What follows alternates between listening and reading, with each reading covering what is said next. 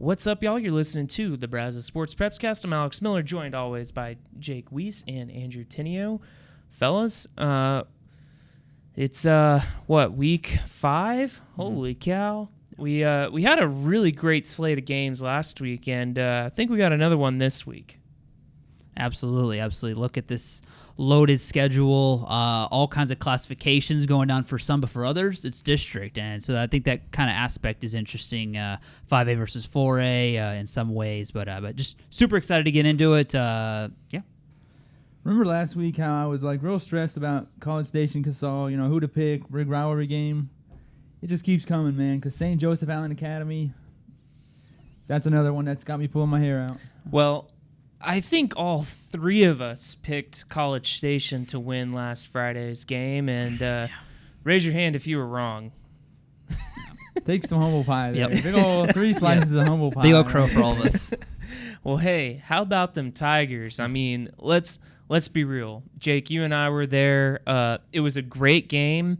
Consol was having a hard time really getting things going in its passing game, and when they needed a big play, what'd they do? They got a non-offensive touchdown, and they kind of tailored the offense to get the run game going to put it on ice. Yeah, I was going to say, speaking of that, well, we got to start with that touchdown, obviously. Big old touchdown, 73-yard fumble recovery, or strip and fumble return for a touchdown by Puna Foketti there, the big defensive lineman. His second touchdown in 2 weeks. He had caught a 3-yard touchdown pass against Weiss, and then he does that.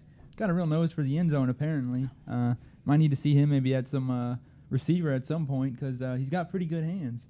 But, big win for Consol. I mean, and his touchdown, too. That really broke open the game. I mean, it was tied, obviously, but you look at the fourth quarter. I mean, that kind of kick-started. That came in around, the middle of the quarter? I think 8-minute mark? Yeah, Consol ended up scoring 20 points in the fourth quarter. Yeah, and that was that was the one. His touchdown there kind of broke it wide open. But like you said, they've really got it going on the ground there after that touchdown, which I was real impressed with. I don't know about you, but I was real impressed with how well they ran the ball after that. Yeah, Will Hargett in the Consol passing game having a tough night. Consol's receivers didn't really do him any favors. A lot of drop passes. I'm sure that's something that's being discussed over there this week. But hey, kudos to Consol, right? They found a way to get the offense moving, and how'd they do it? They used Will's legs, and by golly, I mean, I knew Will would. I never thought Will was slow. Okay. But he turned on the jets for that last touchdown run that really put the game on ice. And, you see him running through the end zone. You just see the emotion, right? I mean, he just so amped up. It's like he accelerated after he scored the touchdown that really clinched the game there. I was going to say, wasn't that I think that was like a 48-yard run. And, I don't know. To me, it didn't feel like 48 yards because he did it so fast. You're like, okay, that was like 20 yards. And then you go back and you're like, no, it was 48. Yeah. And like you said, I was right there actually on the sidelines. Kudos to you. I think right after the Puna touchdown, you were like, hey, you should probably go watch the rest of this on the field. So kudos to you there for that, because we got to get a lot of good videos of, the guys celebrating afterwards. And, Will had a big old smile after that touchdown. Well-deserved win for the Tigers there. Well, the big question this week is, what's Consol's following act? Because Austin Anderson, I think, is a team that is going to give a lot of teams in this district a tough time. They've obviously got a big play threat with Ed Small, got a good quarterback. And so if you're Consol, you got to turn the page pretty quick, not make sure you don't have any kind of hangover from last week's big win and slip up in a game that, let's be honest, Consol should win this game pretty well. Yeah, I was going to say, Andrew, you covered Austin Anderson a few weeks ago against College Station. I know we talked about that. I think that was Ian. I think it was That was Ian? Oh, yeah. Okay. Wow. I don't know why I keep thinking you were at that game. I was in the one the week before. I was at Magnolia. He was at Magnolia. Yeah, I think I've done that a couple times now where I've been like, hey, man, you covered that Austin Anderson team already. And then he's been like, no. Sorry, everybody. Been a long week. But no, I think one of the big things, I actually talked to Consol this week I guess that was Tuesday. So, a couple of days after removed. And like you said, yeah, they've already turned the page. Yeah, it was a big win, but it's not one they're lingering on. There was a part of me that was a little curious, like, okay, like when I go to practice on Tuesday, are they going to have maybe like the score on the scoreboard from last week? Maybe still celebrating it. But no, they didn't. It was just back to work, normal practice routine. So I think they're ready to flip the page. But no, like you said, they know Austin Anderson's got some playmakers, and they know they got to stop him. Well, the other question is, how's College Station going to respond? Because, that was a pretty big punch to the gut for them, I think. You could tell after the game that had really taken a lot of life out of them. They were just real quiet and still, a little shocked, I think. And they're playing a team this week that, it doesn't even have a line. Kyle Lehman is not a good team. They have been beaten to bits so far this season. Team College Station could hang a lot of points on. So definitely curious to see, how does College Station come out, especially through a stretch of games where they should be able to win a lot of these games, and how do they improve and see the areas that they need to get better to move forward from what was not a good game for them against the Tigers. Yeah, and I kind of think this next couple of game stretch kind of comes at a perfect time for them because, like you just said, they've taken that first loss now. Now they can kind of just go these next couple of weeks, and obviously they're going to need to come away with wins, but they can kind of go, okay, what do we need to work on? And I think the big quote for me that stuck out Friday night from Stoney Pryor, head coach over there at College Station, was he said, hey, a week 4 loss doesn't define our season. And there's still a lot of games left. There's 8 games left at this point, 9 games left. In district? No, like 6. 6, okay, wow. My 10 math's games. off there. But anyway, point is, though, a lot of games left, and for College Station, you kind of have to just hope maybe, hey, Consol slips up somewhere. But if that were to happen, if College Station can keep taking care of business, then they're right back in there. I don't think, like he said, I don't think week 4 a loss kind of, hey, their season's over now. Still a lot of ball left to play. And even adding on to that as well, College Station is one of the teams that they don't have. Their bye is not till the end of the year, so they can't really afford to kind of like, oh, we have a bye here to take a break. We can linger on. They can't afford to do that. They got to get right back on that ship. Which for Consol, their bye week is next week, so they're hoping to finish this first half of the season real strong. Yeah. Take a week off, take a breath of air, get some guys healthy, and get reloaded for the second half of the season in the playoffs. And Schmidt said that, he thinks this will be a different team in 4, 5, 6 weeks about a week ago, and I got to say, I might agree with that by just the way that they're building, and you can see what they're doing, not to mention if they can get Colton Schmeller back, holy cow, what an addition that would be for them down the stretch of the season and into the playoffs. And just from what we've heard, Colton's doing everything he can to get as healthy as possible, as quick as possible. So I was gonna say you get him back twofold. You get him back on special teams, and you get him back on offense. I'd be curious too because it always feels like they kind of cross the 40, and you're like, okay, now they can just kick a field goal. They don't have to think about, okay, do we go for it here? It's 4th and 2. Do we go for it? Do we have to punt? It's just like, yeah, just send him out there. Let him kick this. He's got this. Well, a team that hasn't really had to worry about settling for field goals is the Rudder Rangers. Yeah. They're off to a 4-0 start, looking to go 5-0 here to start the season. They're at Fort Bend Willow Ridge. Yeah. Andrew, you've been following the Rangers as close as anyone on this panel this season. How's Rudder hoping to keep the mojo going this week? I think it's all about not only about just this momentum, but having this new philosophy. I feel like I've talked about it for a couple weeks now, but adversity doesn't seem to phase this team. And in other years where maybe it did, and a real good example is the Nacogdoches game last week. It was 21-3 Rudder. They were in lead, in control, but Nacogdoches calls for a fake punt, a run for 27 yards, and that sideline erupts, and all of a sudden, okay, maybe there's something going here. That drives ends up being a touchdown, 21-10 right before the half. So in some instances, be like, maybe the wheels are falling off, or Nacogdoches got some momentum. Second play of the second half, immediate Nacogdoches fumble, Rudder recovers, 2 plays later they find the end zone. The momentum's right back.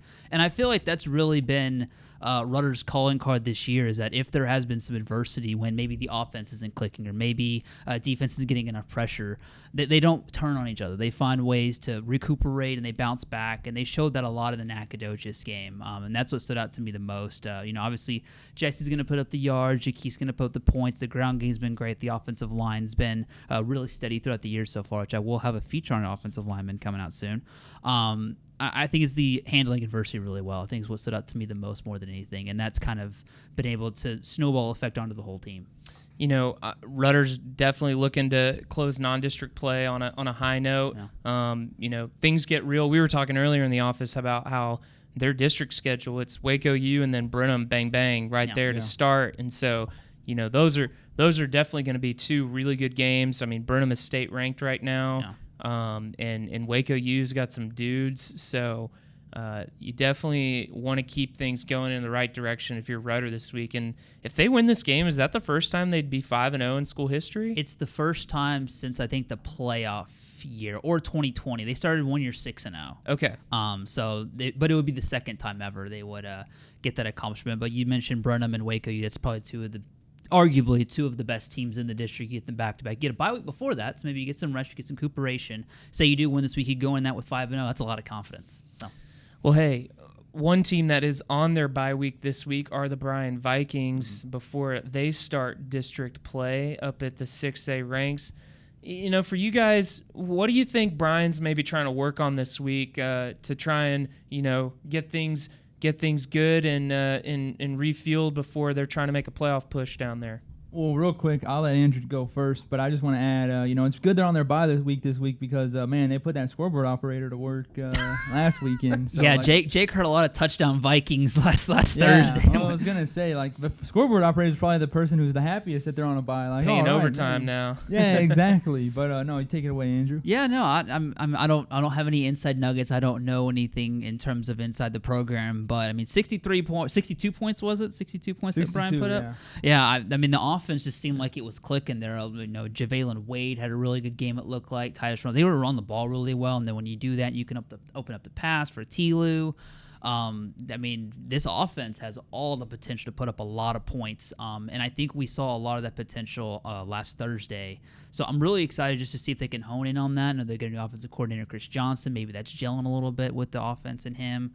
I'm curious to see Bryan defensively, see if they can create some more turnovers, some more havoc plays maybe. Other opposing offenses have been able to get some success on them, so I'm curious if havoc plays or something like creating a short field for Bryan's offense could really get something going. So I'm curious that those are maybe a couple of the areas that I'm looking at as they head now into, I believe they head into district play next week. Yeah, they will. They'll have Coppers Cove back at home. Yeah. I think I want to say maybe senior night. Maybe that's because of last year. I think last year. It sounds like a senior night / homecoming type. Well, we already situation. had homecoming. Oh, they already had homecoming. Then probably senior I feel night, like maybe I'm getting last year's confused because I think last year you covered that game against. It was homecoming last year. That's where my miscommunication there might be coming from. But no, for me, the big thing for Bryan that I kind of want to see, or one of the things I think they'll work on is one, obviously get healthy. That was one of the things we talked about with Coach immediately after the game was like, hey, we got a week now. We can heal up some guys, get some guys back, which is always good. And then the other thing I think for Bryan is something we talked about in the preseason with head coach Ricky Tullis, but maybe just working on that consistency a little more.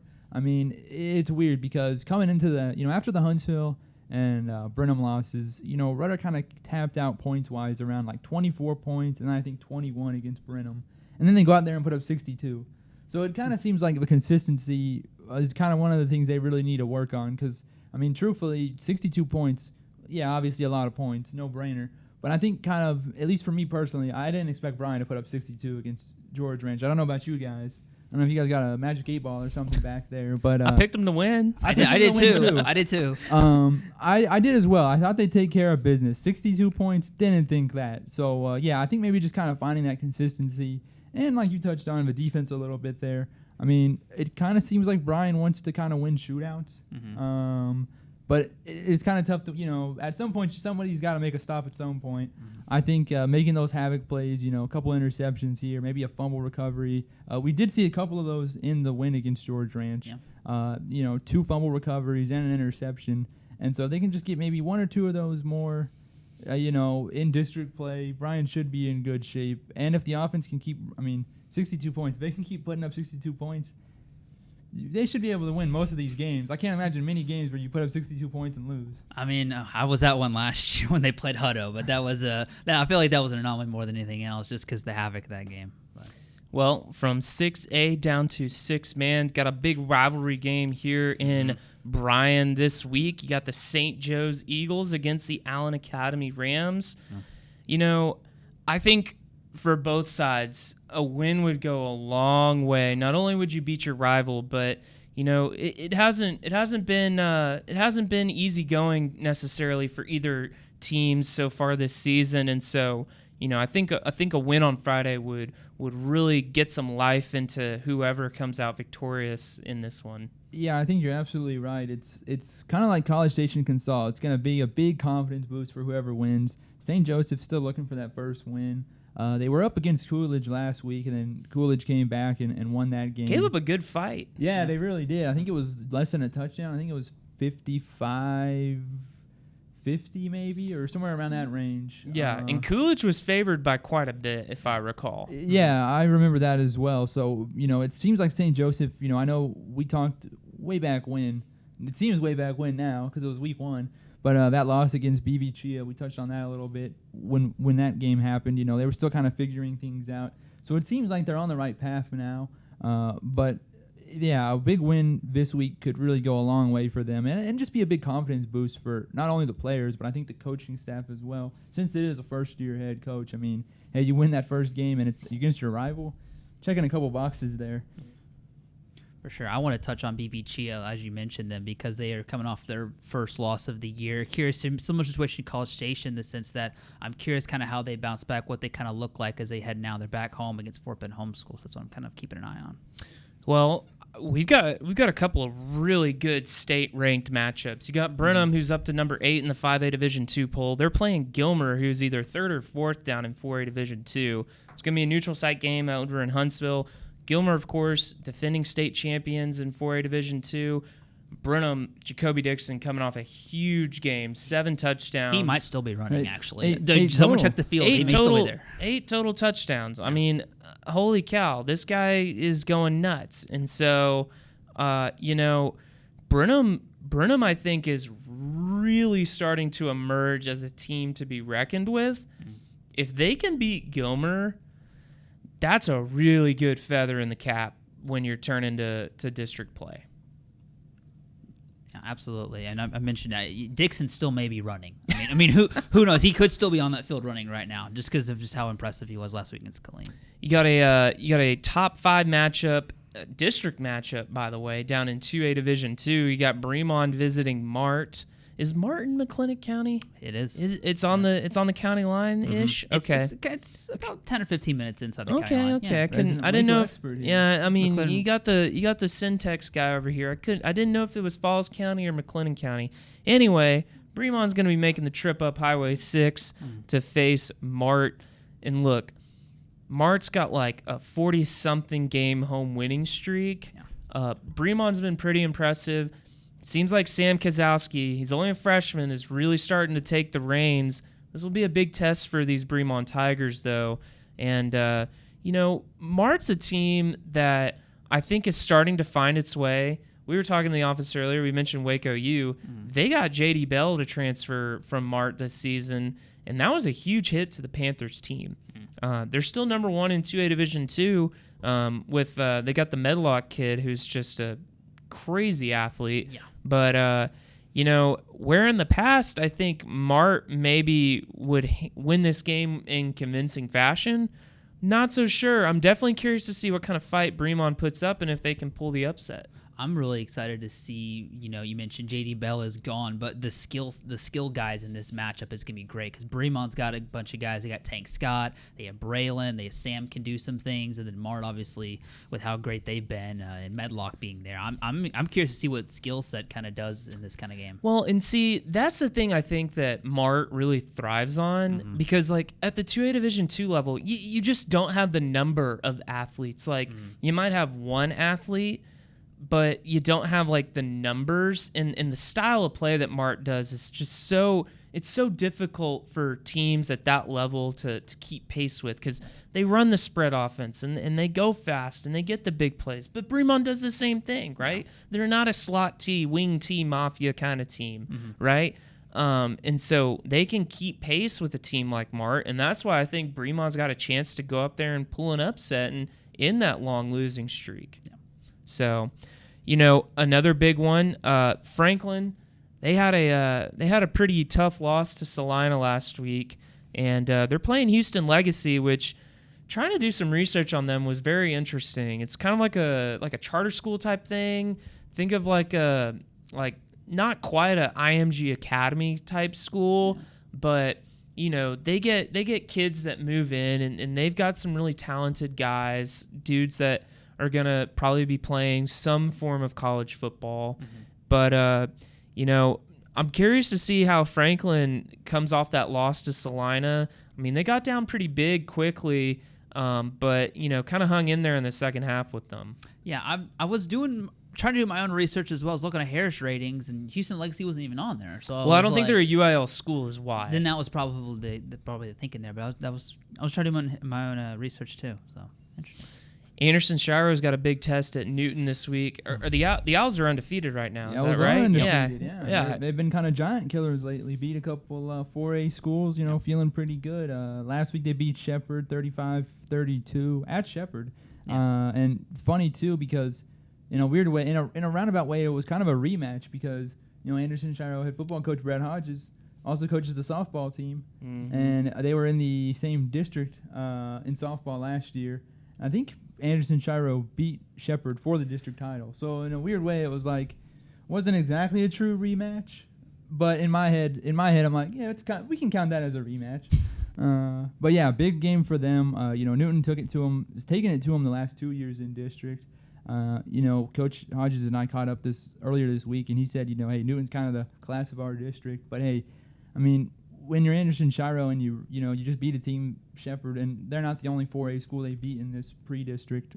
I mean, you got to go in with a lot of confidence. It's going to be tough on the road, but hey, they just beat Shepherd on the road, so they're not afraid of going on the road and taking care of teams. That's another one when we were kind of doing our picks. I was like, sat there and thought about it for a long, long time.